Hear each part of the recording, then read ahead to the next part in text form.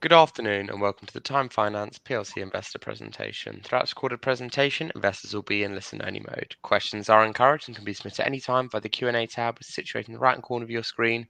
Just simply type in your questions and press send. The company may not be in a position to answer every question it receives during the meeting itself. However, the company can review all the questions submitted today and publish responses where it is appropriate to do so. Before we begin, I'd like to submit the following poll. And I'd now like to hand you over to Ed Rimmer, CEO. Good afternoon to you, sir. Good afternoon, and good afternoon, everyone, and thank you for joining. Myself and James Roberts are going to take you through our first quarter's results, as well as the year end to 31st of May this year.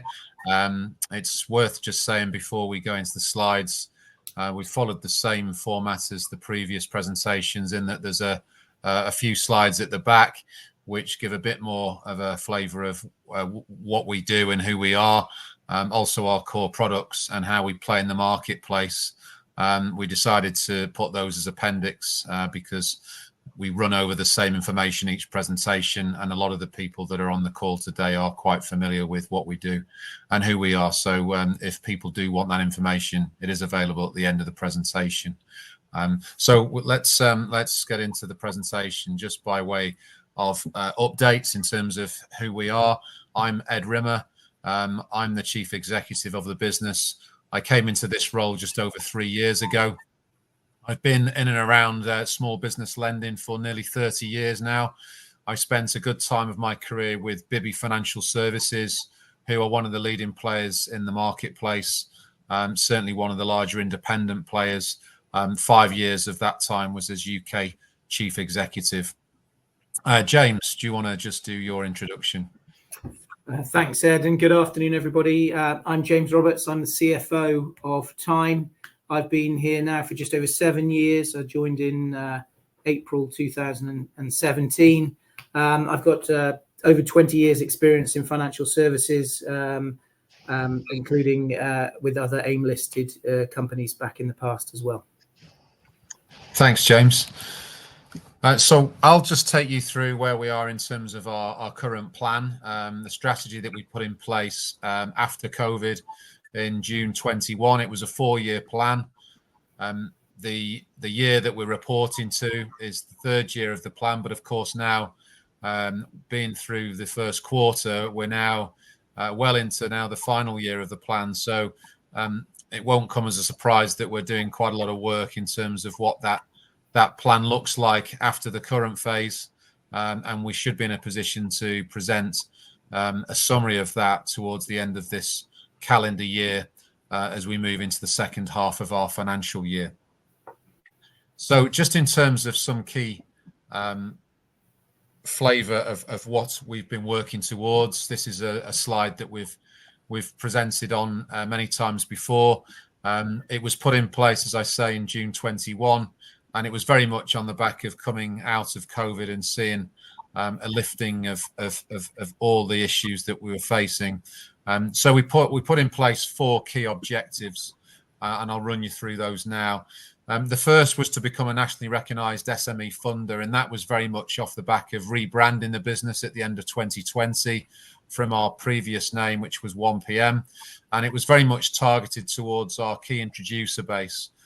So that's where we look to gain the recognition within the broker and introducer base for our asset finance and our invoice finance divisions. The second objective was to get our lending book up from the point of start, which was 115 million, and double that to 230 million by the end of the plan. The third was to get profitability back up to pre-COVID run rates. 2019 was where we were in terms of peak profits prior to this phase of growth. And then the final objective was to strengthen the balance sheet very much through focusing on own book lending. The business was a mixture of brokerage and own book, and this phase of growth has been very much centered on own book. The main asset that sits on the balance sheet is our receivables book. So the focus has been very much on developing our own lending book as opposed to broking business on. So where are we in terms of those key objectives? Well, I'll run through a couple of slides which are key elements of it, and then James will take you through some more detailed financial numbers, both for the first quarter and for the year to May. So the progress that we've made in the first quarter has carried on the good momentum that we've seen over the last couple of years. The lending book, as I mentioned, has been one of the key metrics that we've measured in terms of that growth. And you can see there that to the quarter at the end of August, we've got the book up to 205 million, which is a new high. We've had, I think, 13 quarters now where we've seen the growth quarter on quarter in that lending book. And that's really strong growth from where we started. So 78% growth from the 115 million starting point in June 21. That growth has really been driven by now what are referred to as our key product offerings, and that's hard asset lending within the asset finance division and invoice finance. So you can see there's been pretty strong growth in both those subdivisions. The hard asset division is up to now 90 million lending book, and the invoice finance division is up to 68 million. And between the two divisions, they now make up 77% of our lending. And you can see from the starting points there, 32 million was the starting point for hard assets. So that's nearly a trebling of that book. And 25 million was the starting point for invoice finance. And that's more than double. So we're really pleased with the focus that we've provided to those two key products and the growth that we've achieved so far. Just some other metrics to mention. So unearned income, so that's the amount of income that sits within that 205 million gross receivables. Why is that important? Well, obviously it gives us future visibility on the profitability that will flow down and the income that comes from that lending book and the growth in the new business that we see. That's up again by £1 million from where we ended the end of the last financial year, from 25 million, and it's up significantly from 14 million where we started the plan. So again, good growth there. The PBT margin, which is something that we've added into the presentation following some feedback from shareholders previously. James will talk you through the actual detailed income and profit numbers, but just to summarize, the PBT profit margin, 21% to August first quarter end. That's up from 18% at year end and 8% from where we started the plan. So again, really strong growth. And pleasingly, the growth that we've seen has not been at the expense of deteriorating arrears or deteriorating quality in the book. The net arrears have stayed stable from when we finished the year end at 5%. And again, significant progress over the course of the plan, down from 13% from when we started in June 21. So overall, some pleasing trends and some positive numbers, which James will expand on in a moment when I've just covered off the last slide. So, or certainly the last slide of my section, my first section. So how has all this been achieved? Well, significant progress to 31st of August, as the slide says. That's not all been achieved in the first quarter of this year. It's a culmination of what we've done really over the last 2.5 years. And that is the focus on the core business, really. We restructured the business when we rebranded. There was a number of businesses and brands that weren't core to what we decided was going to be our plan. And we've very much been on that path now of focusing on core business and our own book lending. We moved away from the consumer finance brokerages. We also moved away from unsecured small loans. And more recently, in the last trading period at the start of the calendar year, we also made the decision to move away from regulated business fully. So it's really given us a real focus on what we're trying to do, and that is grow our own book with those core product offerings of hard asset finance and invoice finance plus asset-based lending, which I'll mention in a moment. We invested in some people, and that's been a mix of new people and also some promotions with existing people in the business, which has been good to see. We brought in a new head of business improvement more latterly.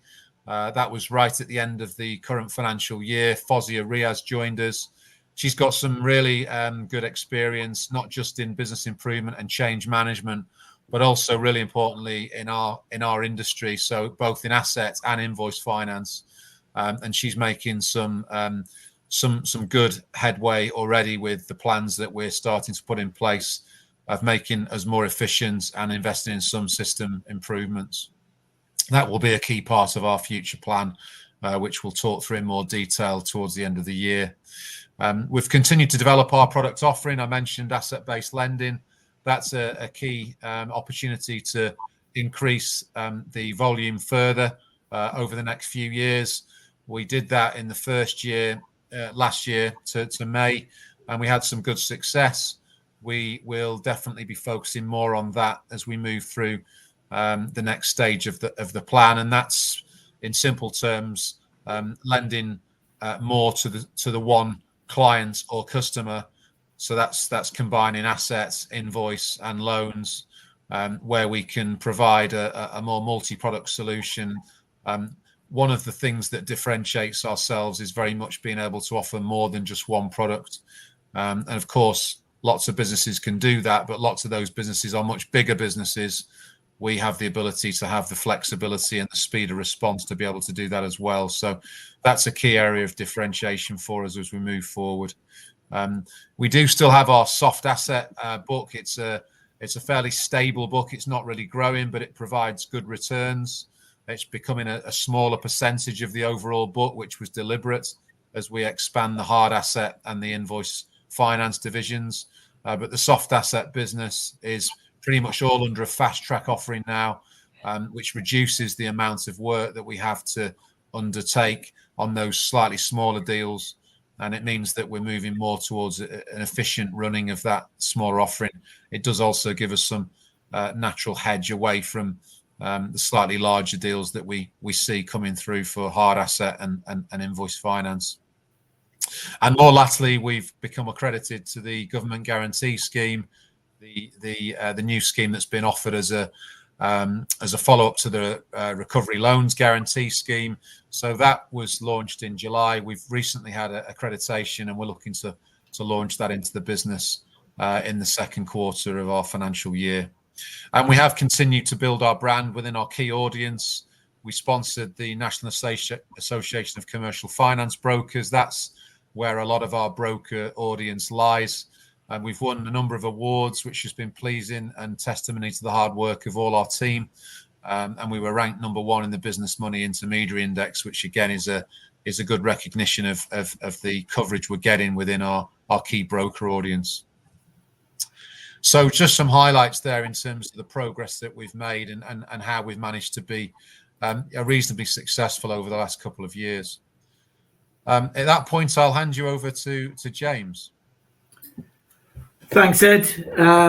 I'll just do a quick 4 or 5 slides on the numbers in a little bit more detail to hopefully bring them to life. Initially, I'll go through the May numbers to May 24, the full year audited results, but I'm going to focus probably a little bit more on the Q1 update, if that's okay with everybody. So as we can see here, the numbers that were published today to May 24, we did put a trading update out in June, so a lot of these were largely known and have been for a while. Pleasingly, though, they're all marginally better than the update in June. So you can see on the right-hand side there, the key thing is nice green ticks on every single metric, and in the movement, it's double-digit growth in all the key metrics as well. So our own book origination up by 25% to nearly 92 million. The lending book was up to, at the time, a record high of just over 200 million. And crucially, the point Ed has raised, and I will continue to raise, and apologies for raising lots of points, but it is absolutely key. It's arguably easy to lend money. The skill is in making sure you get it back. And the arrears, as you can see, fell during the last year, and the net bad debt write-offs also fell to 5% and 1% respectively. Arrears we've reported on quite a bit, and these are deals that aren't working, so they could be quite to plan. They could be anything from one day down, they've gone on holiday and forgotten to pay, all the way through to maybe we're having to pursue legal action to get those back. But it doesn't mean you end up writing them off. So this year is the first year we've also begun reporting on the next line, the net bad debt write-offs. So these are the ones that actually do hit our P&L, where we, for whatever reason, are not able to get our money back and have to take that hit. So 5% are ones that an element of concern on. A lot of them you'll cure and get back on track. Some of them you'll end up writing off, and that's the 1% here. So 1% net bad debt write-offs over the year, we think is if you can have a good in any terms of write-off, that's a good figure. And to see it come down from 2 the year before is particularly pleasing, as it shows we're growing the book, but we're not weakening the quality of the book in doing so. The increased book and origination has led to the revenue growth.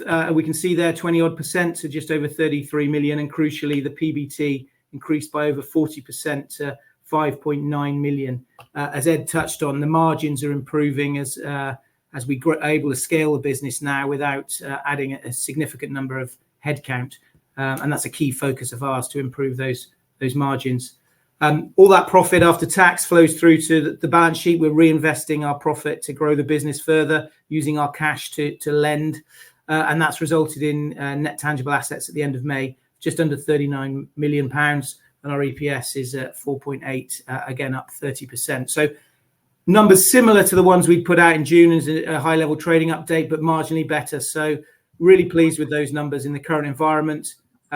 And probably the next slide is the one that's most important to us and new for everyone today, is the Q1 to the end of August. Ed's already touched on some of it, but crucially that growth and those controlled arrears continue. So very pleasing first quarter.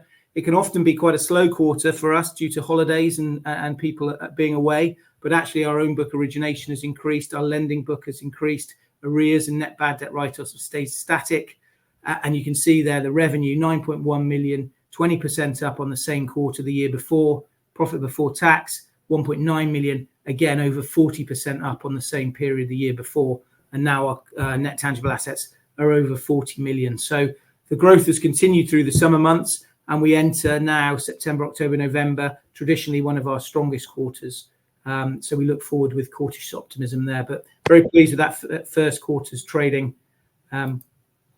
Just trying to bring some more of that to life. Here is the lending book since we set that new medium-term strategy in place in June 21. You can see on the left-hand side, it was about 115 million, as we've said, and now it's at record highs of about 205 million at the end of August. There is the odd dip as you go along due to holidays. Christmas tends to dip it around Christmas time, and over the summer as well, and also over Easter. As people are away, they're not looking for new pieces of kit, etc., and it slows down. But generally, it's a continuous upward trend. And if you take a quarterly average, every quarter has grown. So it's 13 consecutive quarters of loan book growth. And why is that important? Because if you get that type of, your book growth right, and there aren't lots of arrears, then that will drop through into future interest over the life of the lease or the loan, and in turn profit. So growing the book and growing it in the right way is absolutely key. Due to its compound nature for our future growth. So that slide showed the book has grown consistently, and what this next slide here shows that the arrears have remained in control. That's the graphic on the right-hand side. The purple line is the overall group arrears. The green dotted line is the hard asset, and the blue dotted line, the invoice finance. I've pulled out hard and invoice finance as Ed alluded to. They're the two key growth areas. They now make up almost 4/5 of our entire lending book, and they will make up ever more as they're where we're growing, while the other products are maybe treading water. So you can see as we came out of COVID, we set this plan in place. The overall arrears were in the low teens, a bit higher for hard asset, a bit lower for invoice finance. But for pretty much the last 2 years, we've got them down to that broad 5-6% range. And as we can see, it's stayed around there for 2 years or so. So we are growing that book without those arrears increasing. As I said earlier, arguably, it could be relatively easy to grow the book, but putting on weak quality deals, which 1, 2, 3 years down the line could come back to bite you. But keeping these arrears at those levels and the net bad debt write-offs that we've already touched on at 2 and 1% means nothing should be coming back, touch wood, to bite us later down the line. So that's a key slide for us as an own book lender. Some other key things, I mean, we can only do what we do thanks to support from our funding partners. Obviously, our key asset is cash that we're able to lend on, and we're able to leverage up our lending with our partners. We used to put in between 10 and 20% of equity in each deal. As we've got better and bigger, we're now putting in between 5 and 10% cash into each deal, which obviously improves our ability to lend. You can see here we've got over 200 million of funding facilities in place between the block funding lines for the asset finance division and the back-to-back facility for invoice finance, all with significant headroom to grow. So we feel we're pretty well set for the foreseeable future to grow and hit certainly this medium-term plan and well into the next plan that we're going to announce hopefully before the end of this calendar year. And as you can see on the bottom left-hand side there's a number of funding partners that we work with.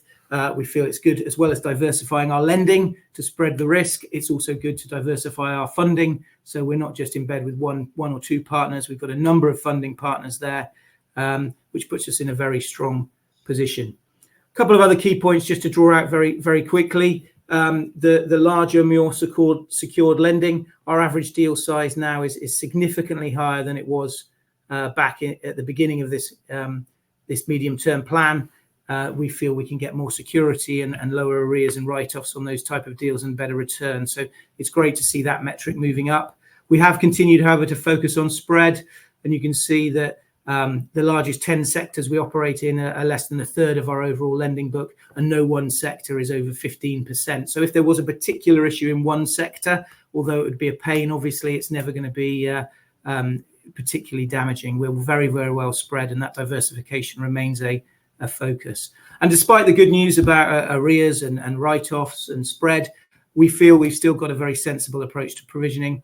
Our bad debt provision runs at about 2.5–3% of the overall net exposure, which we feel is relatively prudent, has been borne out over the last few years. But we maintain that provision, which we think is a sensible thing to do.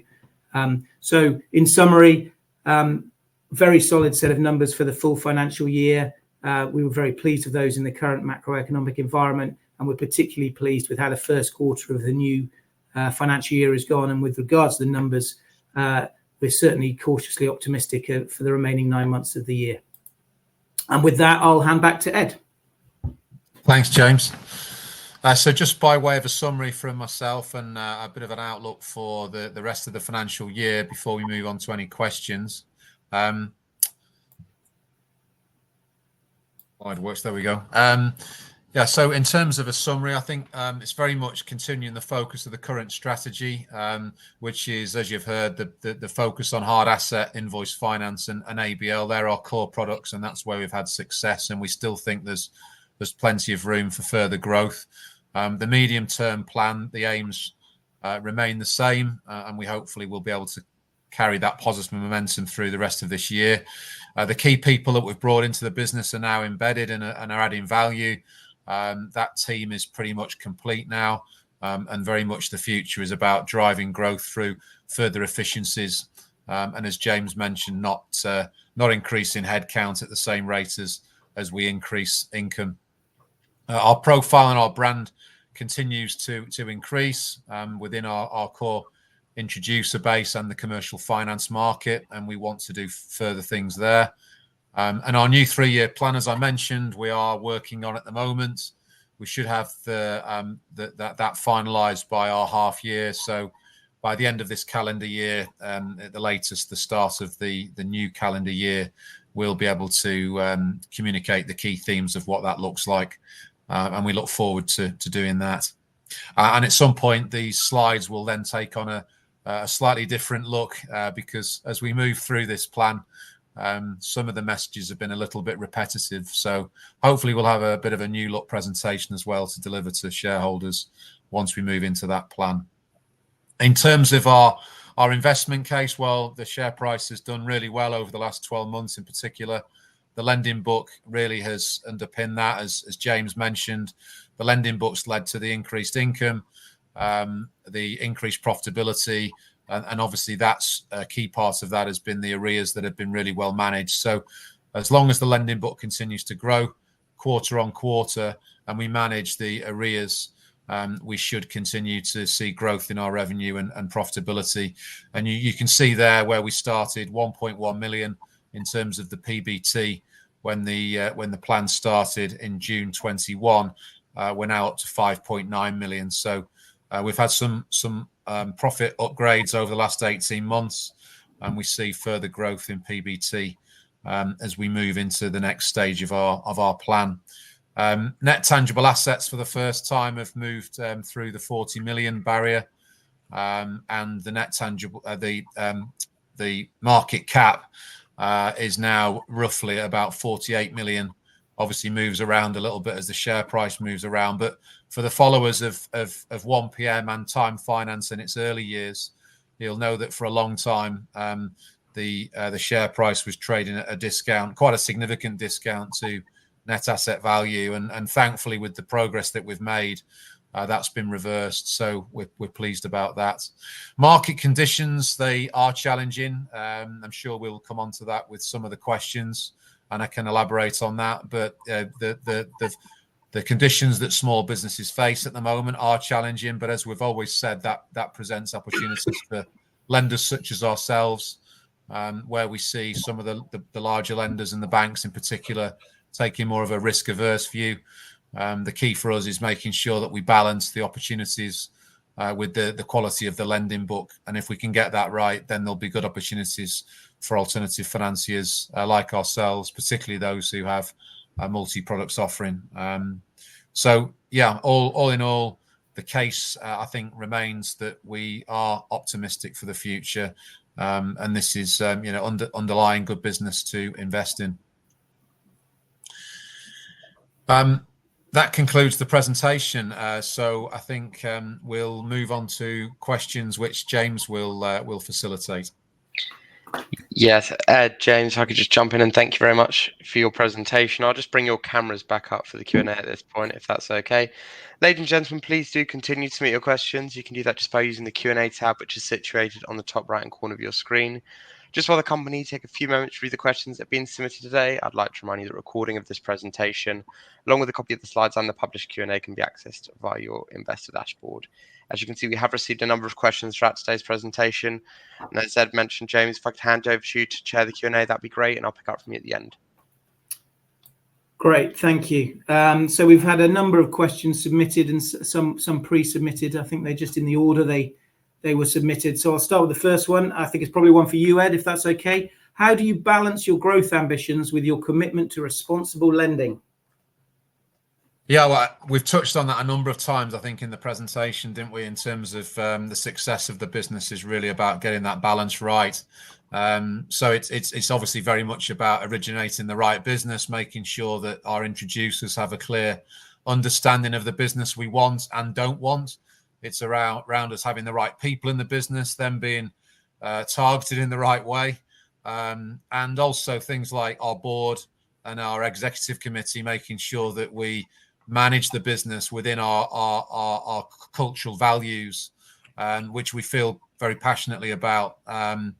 So it's a range of things, and ultimately getting that balance right is what we're paid to do. Really, that's really key. And it's a day-to-day challenge, but we think we're in the right space, and we want to make sure that we continue getting that balance right. Thanks, Ed. Next question was, has the current economic climate hampered your growth or trading? It's not. It's probably assisted it, and again, we've touched on that because when there's times of boom and bust, alternative lenders such as ourselves tend to do well. Businesses need to access cash, whether that's for cash flow purposes, to grow the business and take advantage of others failing, which does happen quite a lot, or to replace new kits, invest in new kits, or refinance existing kits. So we have an offering in terms of our products that plays to businesses in growth and businesses that are looking to manage cash flow maybe a bit more tightly. That's where we do well. So I would say that these times play to our strengths, but we shouldn't ignore the fact that insolvencies are increasing, and we need to make sure that we are managing that back end, if you like, as robustly as we can. So that means lots of client management, making sure that we're helping our clients and customers, but also we're we're keeping very close eye on trading and how they perform, and making sure that there's no misdemeanors in the book. So yeah, I think overall it provides us with opportunities, but not without its challenges, and it's a question of, again, getting that balance right. Thanks, Ed. The next question was, our aim is to become nationally recognised. How are we measuring this? Yeah, well, I think, again, I mentioned in the presentation that was not at all focused on, households or consumers. We have to be realistic. We're a relatively small business, but we're becoming more and more recognised in our own space, which is the commercial finance lending market for small businesses. So it's very much focused within the introducer environment, brokers, accountants, insolvency practitioners, turnaround consultants, solicitors, and the likes, that professional community. How do we measure it? Well, we're looking to undertake surveys and feedback mechanisms within that introducer database, and our marketing team help us to do that. We've done some of that on an ad hoc basis over the last 12 months, which has helped us refine some of our offerings and the way that we take things to market. We're looking to do something a little bit more on a wider basis across our introducers and our customers and clients, probably along the Net Promoter Score concept. So that's something that we'll be able to talk about the results of as we move into the end of the plan. We're probably looking to do it in the later part of this financial year. Great, thanks, Ed.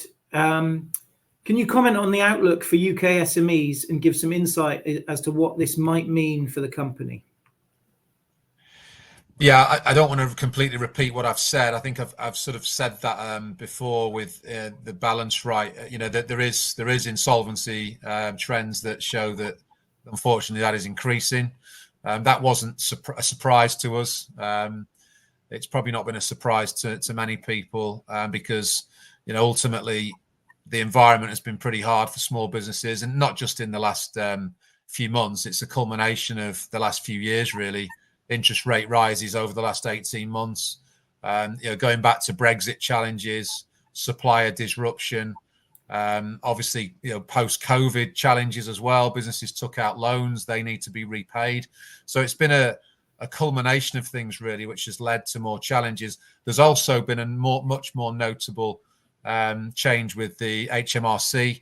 There was a time, not long ago, maybe 3 years ago, where HMRC would pretty much agree to any repayment plans, pay us back what you can when you can.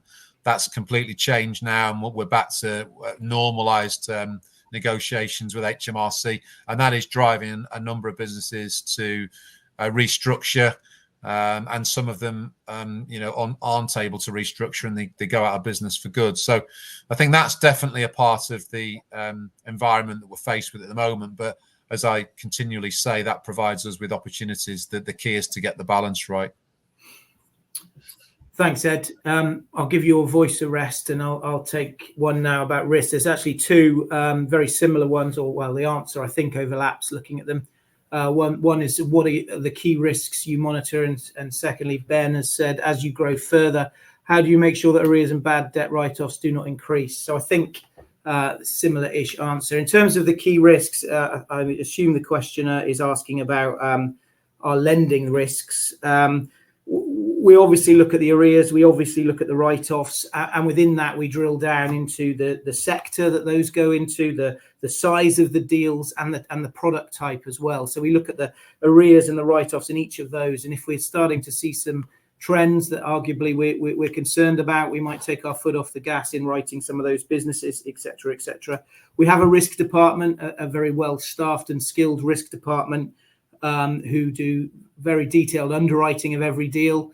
We're using systems more and more as much as we can to make things more efficient, but we have a human eyes on the actual underwriting the deal. We may auto decline, but we don't auto accept because they're story deals and they need that human experience on there. Above the risk department, we have the credit committee who will look at unusual deals or particularly large deals. And above that, we have the the risk committee, which our non-exec directors sit on as well, and look at all the risks across the group and the clients and where we're overweight in some areas and some others. So we feel we've got a lot of checks and balances and review points on the key risk of our lending book and whether there's any trends that are going in the wrong direction there. But the key point, as Ben made, is as you grow, how do we make sure the arrears and the bad debts don't increase? Well, the key thing is not to relax our credit policy in a race to the bottom, to just take deals on for the sake of taking deals on. We want to take the right type of deals on. There's a lot of very good SMEs out there who need funding for absolutely the right reason. We're still relatively small, and so we can really make inroads into that. So we keep our credit policy very tight and only write the deals we really want to. And then, as I say, the key point is to monitor the book in great depth to see if any of those areas, certain products, certain size levels, certain sectors are becoming a bit more stressed than others. And then maybe we'll make some decisions there on tightening things or not. So multifaceted. Hopefully that goes some way to answering the question. David's asked, the growth is excellent, but what are the barriers that will prevent it from continuing at these double-digit levels? Ed, back to you. Yeah, thanks, James. Well, I mean, ultimately, a big barrier is the market and how it performs. You know, what that external market is like for small businesses, trading, and also the demand for finance. So we are part of that wider market, but I think I've sort of touched on that in terms of where we are and how these businesses benefit. The other key barrier is cash, in terms of making sure that we have sufficient raw material. James has talked you through that, and that all looks really positive at the moment. And we are just in the process of renewing our invoice finance back-to-back facility with RBS for another 3 years. So that's really good news, and that will be enlarged. And I think the other two barriers are people and systems. And I've commented on both of those in the presentation, and we're very focused always on making sure that we get the best people into the business, and we are now more focused on the systems side and making sure that we drive efficiencies so that we can scale the business up with a reducing cost to income ratio. So I'd say they're the key sort of 4 barriers, and we're very, very focused on making sure that we can navigate our way around them. Thanks, Ed.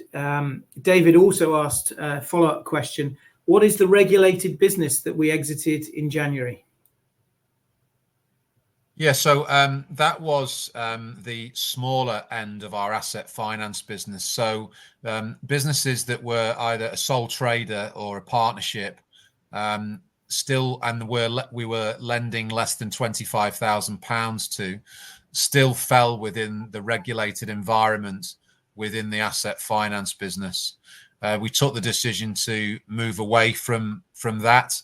The burden attached to what was a very small part of our lending business wasn't worth it, and we were confident that we'd then seen enough trends to give us the confidence that we're going to more than replace that lost turnover, and we have done that with the growth that we've seen in the unregulated business within most of the hard asset business. So yeah, that was the regulated business that I mentioned. Thanks, Ed. The next question from Anthony. I'll give your voice a rest again, and Ed, for a minute. That's probably one I can have a stab at. Anthony said, today the shares are down 1%, 2%. After what appears to be great results, why? Very good question. I think I did a little bit of looking into this before this call as to who's been selling, and it's purely retail driven from what I've been told. Our understanding would be that it's been a few people who've either come in when the shares were significantly lower and profit taking, or even there was a little bit of a rally yesterday. I think it went up about 10% yesterday in the lead up to the results, and some of those people, it seems, are taking some early profit. So we think it was a great set of results. So thank you for saying that. Hopefully it's just leveling out and maybe onwards and upwards in the future, one would hope. Ben has asked, could you give some examples of the hard asset finance you're currently providing customers? Yeah, so a lot of the finance that we provide under the hard asset division is to what you would class as yellow plant. So it services the construction industry. So cranes, diggers, dumper trucks, crushers, anything that you would see on a building site or on the motorway. A lot of those assets are financed, and they're the sort of things that we finance. We also finance a number of wheeled assets, so lorries, trucks, trailers, vans, LGVs, and the likes. We don't get involved in lots of cars. It tends to be commercial assets. So yeah, they're examples of what we fund. Thanks, Ed. Colin has asked, how does the government guarantee scheme assist Time? Previous schemes during COVID, etc., were not good for the business, being nearly direct competition. What are the upsides of signing up for this scheme? Do you want to take that one, James? So you've been very instrumental in getting that over the line. So okay, yeah, fine. Yes, so you may have seen we announced about a month ago or so we'd been accredited to provide the government guarantee scheme, the GGS, which was the successor to the RLS, and before that the CBILS. I won't say their full names, which were the government lending schemes that provided support to UK businesses coming out of COVID. The key point of the GGS scheme is, after all our recovery efforts and things like that, the government will underwrite 70% of anything left outstanding. So effectively, the government underwrites 70% of the risk. I'd probably disagree with Colin if that's allowed to say the previous schemes were not good for business. They kept our doors open to a degree during some pretty difficult times out there. We were able to support UK businesses, and while some of those loans didn't work out because the businesses were distressed, overall we helped a lot of businesses, and overall we've done all the analysis. They were quite well profitable to the group. So in doing those businesses, we did make money, and we supported dozens of UK businesses who may not have otherwise been able to stay in business. So I don't think they weren't good for business. I would say they were a necessary thing to do. The upsides of the new scheme are, obviously there's this government guarantee, and it means we may be able to help businesses that perhaps we wouldn't be able to without that guarantee. So it enables us to look at a slightly different type of business. Again, if we keep our credit policy tight and we do some good underwriting, and there's good assets underpinning it, then we're confident we can write some business, help some UK businesses, and make some profit at the end of it. So it's something we're looking to do over the coming months. It's not going to change the dial. It's not going to double our loan book or anything like that, but hopefully it'll be a nice little additional product to augment the lending that we already do. It's another one for me, probably, Ed. Martin has asked, would you consider quoting arrears and bad debt percentage to at least one decimal place? That would give a more accurate picture of problematic debt numbers. Yes, I suppose we could. Just in case you're interested, the arrears, the 5% we quote was actually 5.3, and the bad debt percentage, net bad debt write-off of 1% was bang on 1.0% at the end of August. So those are the figures to one decimal place. We could go to more detail. We'll take it on board, and we'll have a think about it to see whether it's something we want to do. But we will certainly report consistently period to period to enable comparisons. Paul G has asked, given the UK economy is pretty flat, are you growing faster than your underlying markets? If so, whose market share are you taking? Probably one for you, Ed. Yeah, thanks, James. Yeah, the simple answer to that is yes, we are. In terms of the underlying markets, they're quite different, as you would imagine. So they're segmented out in terms of size. So the invoice finance market now services businesses that are traditionally what you would class as SMEs, all the way up to businesses that really aren't SMEs at all, because their lending requirements are sort of hundreds of millions. And that's where you get into the asset-based lending space at the real top ticket side. So you have to slice and dice the different segments of the markets to be able to get some comparisons with our business. And the same applies to the asset finance market. There's some very big deals that are done at the top end of the market, but that's really not the small business end that we're in. But in simple terms, we are outpacing the markets that we're in, and we tend to take share from the slightly bigger businesses, where we're more agile, we're more on the front foot, and we're more flexible. Very much around the offerings that we have, it's focused on service and speed and flexibility. So I'm not going to say that we're the only client, we're the only provider to clients funding out there that is doing well. There are other businesses, but we're certainly amongst a smaller group that are growing quite nicely at the moment, and believe have the right offerings to small businesses. Thanks, Ed. A few more questions. John has asked, could you comment on technology developments within the business? Yeah, I mean, I can to a degree. Obviously, we've got some existing partners in place where there's maybe change afoot. So what I can say is that I mentioned in the presentation we've brought in a new lady to spearhead this for us, which we categorize as business improvement. It's not all about IT. It's about how you use the developments in the market and how we develop our own processes and procedures. Technology is just, it's just one area.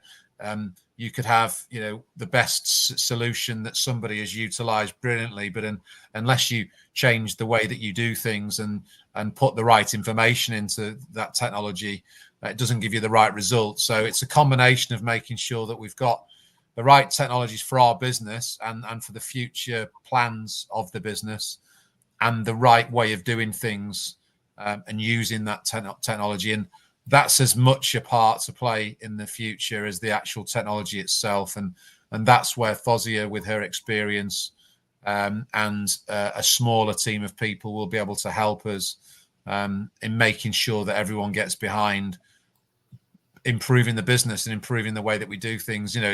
It's making sure that we don't rework things, we don't redo things, and we're not focused on moving pieces of paper around multiple times. It's on occasions as simple as that. So it's, as I say, it's a combination of utilizing what's available in the market.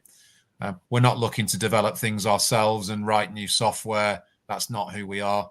We'll utilize what's available. We'll work with those players very closely to make sure that future iterations come out that are better. That's something that we do really well. Again, because we're able to do that, we're more hands-on, and it's making sure that we have the right people in the business to get the most out of those systems. Thanks, Ed. Excuse me.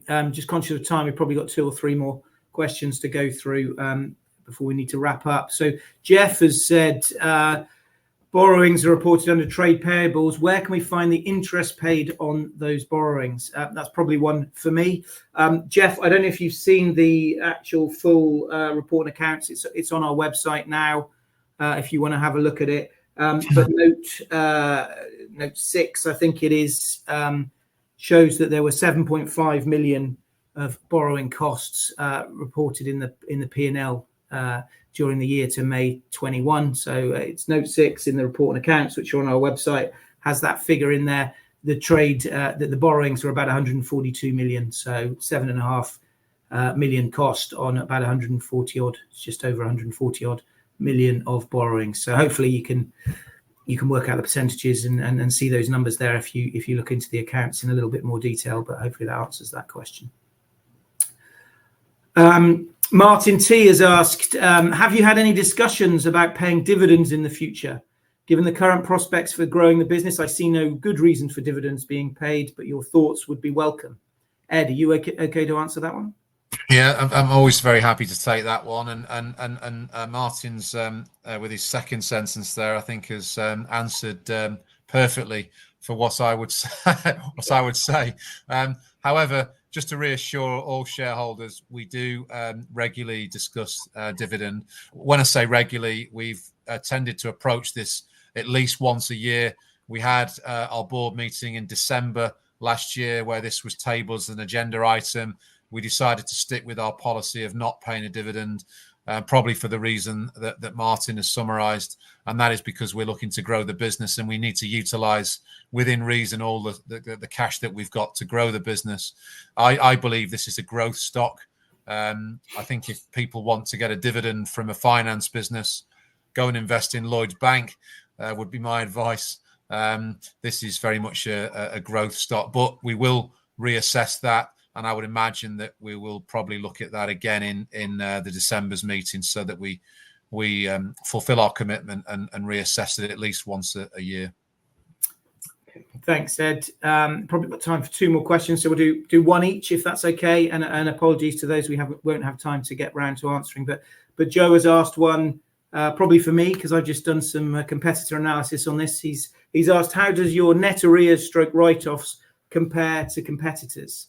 As I mentioned, we do a lot of work seeing what's out there and what to expect in the market. And funnily enough, only last week we were looking at this very question.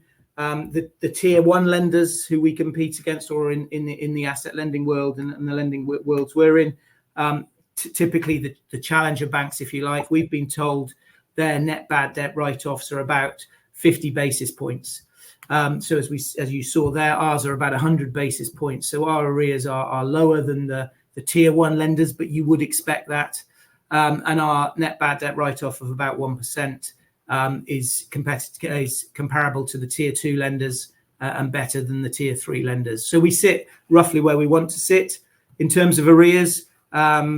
I could only say anecdotally, there aren't many listed competitors like us, but one of our funding partners who do fund a lot of people in that space said that they thought our hard asset arrears were the best of the people they provide funding to. So that's just some anecdotal evidence back from one of our relatively large funding partners.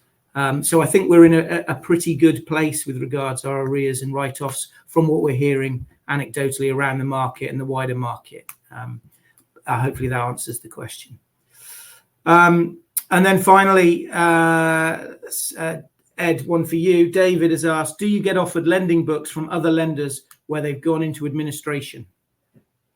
Yeah, we do. That was something that didn't really come up at all that much in the 10 years or so after 2008, because obviously interest rates were a lot lower. There was lots of less administrations, and no one was really going out of business. That's changed a little bit, as you can imagine.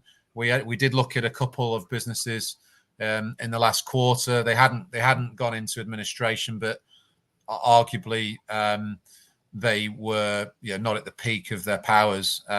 So it is something that will fall into our future planning with probably a little bit more focus, given where we are.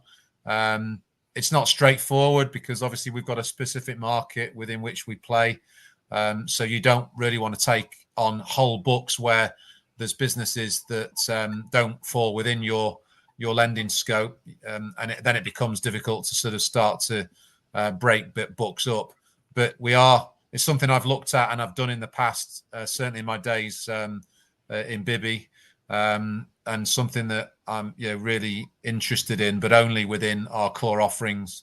So hard asset and invoice finance, so it's consistent with our strategic plan. Great, thanks, Ed. And I think, Alessandra, that's probably time to hand back to you. Perfect. Ed, James, thank you very much for answering those questions from investors. Of course, the company can review all the questions submitted today, and we'll publish those responses out on the Investor Meet Company platform. Just before redirecting investors, providing their feedback, which I know is particularly important to you both, Ed, I was just wondering if I could ask you for a few closing comments. Sure. Well, thank you for everyone's time in listening, and obviously the ongoing support of the business. We believe we've come through what has been a successful first 3 years of our strategic plan. We're looking forward to hopefully finishing off this year and moving into the next stage of our growth.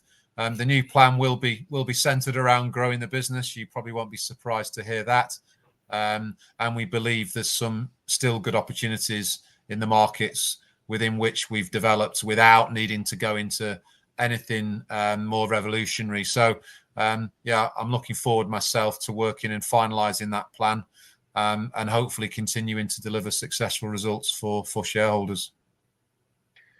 Ed, James, thank you once again for updating investors today. Could I please ask investors not to close this session, as you'll now be automatically redirected? Provide your feedback in order that the management team can better understand your views and expectations. This will then take a few moments to complete, but I'm sure will be greatly valued by the company. On behalf of the management team of Time Finance PLC, we'd like to thank you for attending today's presentation, and good afternoon to you all.